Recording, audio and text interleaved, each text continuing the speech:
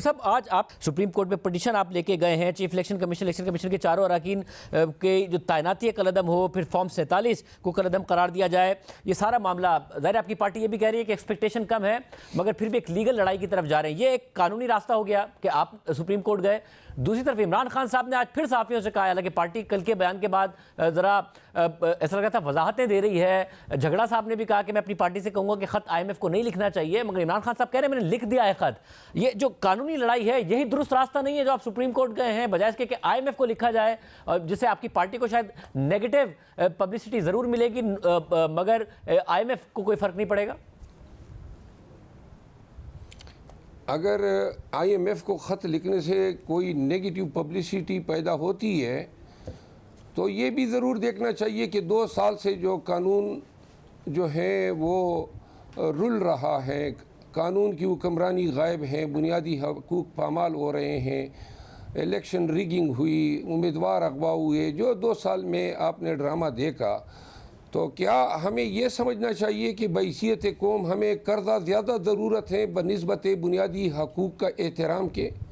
ہمیں قرضے کی زیادہ ضرورت ہے قانون کی حکمرانی کے مقابلے میں؟ IMF نے جب لاسٹ ٹائم جو آپ لوگوں کے ساتھ ہو رہا ہے اور جس طریقے سے ریاستی جبر کا سامنا کرنا پڑا ہے تحریک انصاف کو، وہ نہیں ہونا چاہیے.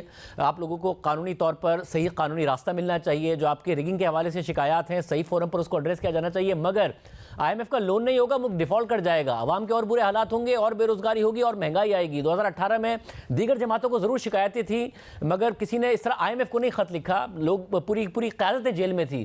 یہ جو خط ہے یہ پاکستان کے لیے منفی ہے بجائے اس کے کہ آپ کی جو دیگر جماعتیں ان پر پریشر آئے.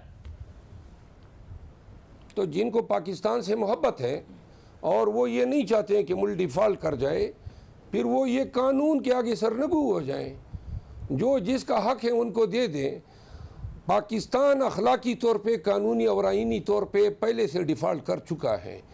اب اگر معاشی طور پر ڈیفالٹ جو ہے وہ اس سے زیادہ سگنیفیکنس کا عامل ہے، تو ایسے حالات میں جب ہمیں دیوار کے ساتھ لگایا جا چکا ہے، کوئی ہمارے سٹیک چھوڑ ہی نہیں گئے ہیں، ایسے حالات میں خان صاحب کا یہ فیصلہ میں مکمل تائید کرتا ہوں اس کی. اور دوسری جو آپ نے بات کی، آپ جب تائید آپ یہ کہہ رہے ہیں کہ ملک اگر ڈیفالٹ کر جائے تو کر جائے اگر معاملات اسی طریقے سے چلتے ہیں اور ایک جو پولیٹیکل راستہ اور پولیٹیکل ریلیف نہیں ملتا ہے تحریک انصاف کا، ان کی گریوینسز نہیں ایڈریس کی جاتی ہیں. نہیں، جو لوگ ڈیفالٹ سے بچانا چاہتے ہیں ان کے بس کی بات ہے. وہ IMF نے بھی کہا تھا کہ کنڈیشن یہ ہے کہ ٹرانسپیرنٹ اور فیئر الیکشن ہوں گے. ہم نے تو صرف اتنا کہا ہے کہ آپ لون دیں لیکن اس کو مشروط کر دیں الیکشن کے آڈٹ کے ساتھ. تو اس میں کیا خرابی ہے؟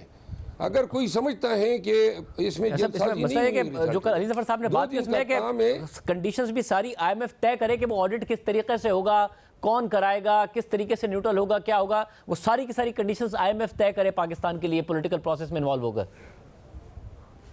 تو IMF ہمارا سب کچھ طے کر رہی ہے تو الیکشن آڈٹ بھی طے کر دیں، کوئی مذائقہ اس میں نہیں ہے.